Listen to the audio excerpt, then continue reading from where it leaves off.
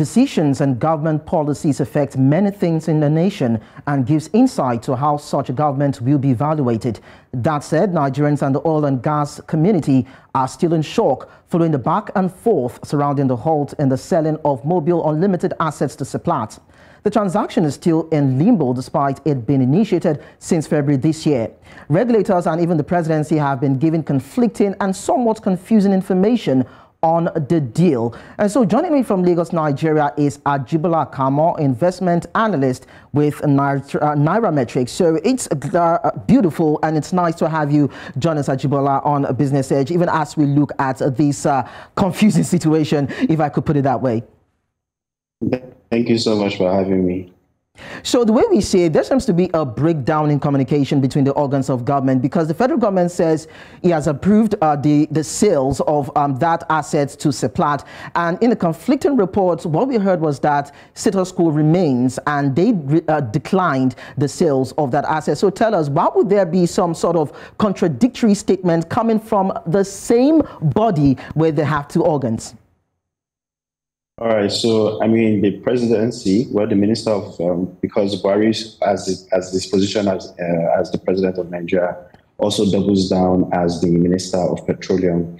So basically the chairman of the NUPRC is saying that, you know, the status quo of the deal remains the same. So in my own opinion, I think it goes beyond a breakdown of communication, right? I mean, it just shows that there's lack of synergy between government parastatals and government organizations and bodies. Because when you have a deal like this, you would expect that all the stakeholders will be consulted before a decision by the minister to whether approve or deny, or even the NUPRC coming out to maintain the status quo. You expect that these arms of government or these departments of government would be communicating with each other and they will have meetings. But it shows a very, very deep issue within the Nigerian government. And it shows that, these government institutions are not communicating with each other and they are just run, based on individual thoughts. And when you have a situation like that, it drives foreign direct investments away, because if I'm trying to invest in the Nigerian economy and I'm seeing that, hey, one arm of government is saying A and another arm of government is saying B, and it's very, very confusing. It doesn't speak well of Nigeria as a nation, it doesn't speak well of the government itself, and it also doesn't bode well for foreign direct investment into Nigeria.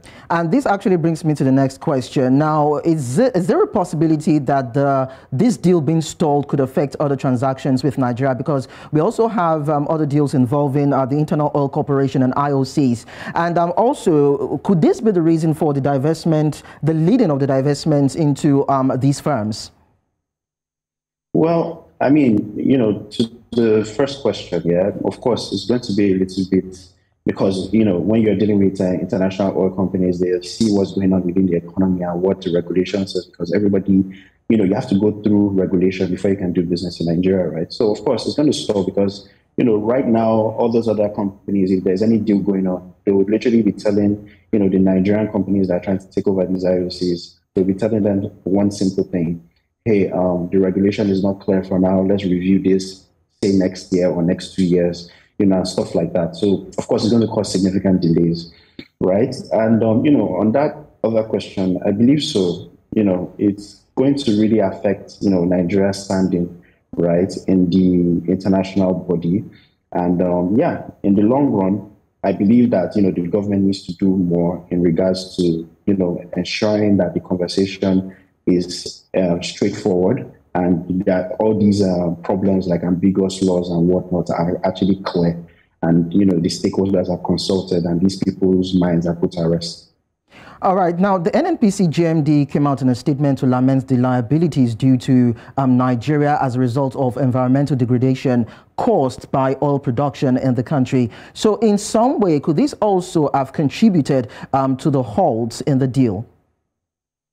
Well, personally, I don't believe so, because, when it comes to environmental degradation, all firms that are basically in that sector have compensations they have to pay to the society, the community, and also ultimately to the federal government. So yes, definitely they have some outstanding balances they need to pay. By law, they have to pay those outstanding balances regardless of whether or not this deal is going ahead. So yes, of course, are bound, they are liable to pay for those environmental damages because we do know what the effect of getting crude oil out of the ground is on the environment. So yes, liabilities is expected to be paid, and excuse me, the material thing here that we need to focus on is whether or not this particular issue which you brought up, which is the environmental degradation, if it's material enough for them to solve the deal, right? But I don't believe it is. All right, looking at the back and forth with the organs of government, is it safe to say that they actually do not understand the content of the Petroleum Industry Bill 2022? That's the Petroleum Industry Bill Act 2022. Is it that they don't understand the content to be able to process it well, or what is that miss? All right, so in my own opinion on this, I would say one thing. It also shows, like I said, it shows a very, very deep issue. When you're trying to bring out regulation, you're supposed to consult stakeholders, right?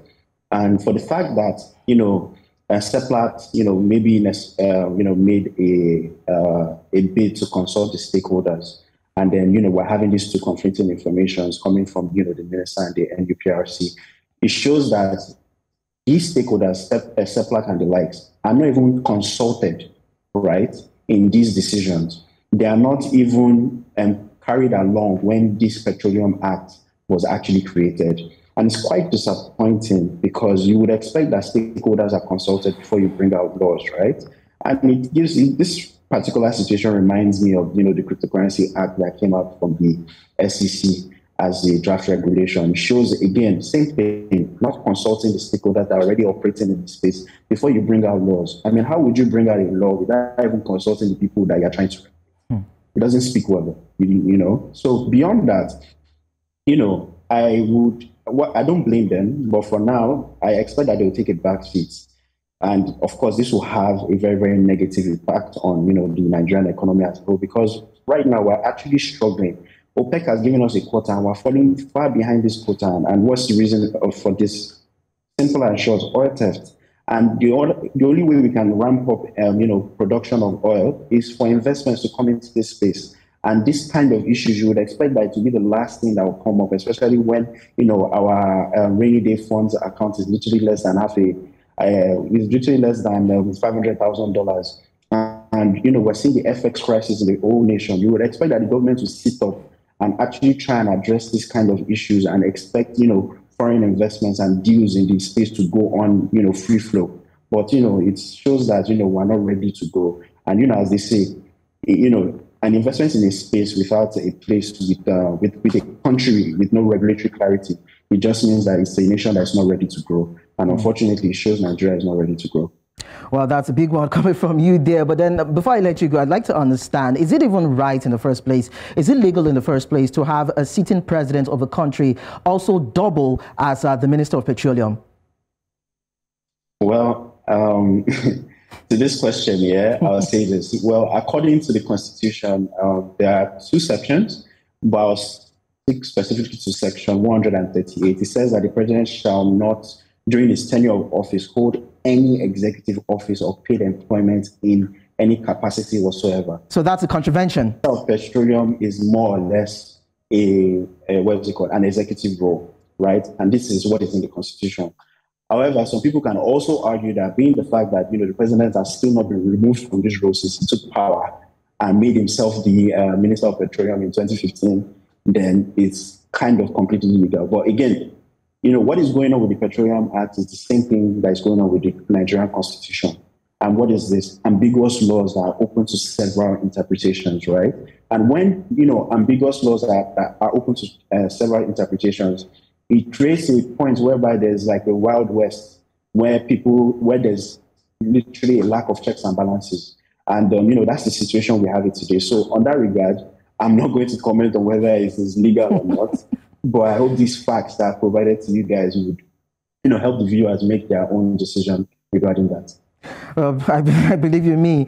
We get to make our own decisions. But of course, it is also expected that the federal government would also make decisive decisions if it hopes to pull through and have a better image of all its sectors, most especially the oil and gas industry. Thank you so much, Akamo, for joining us.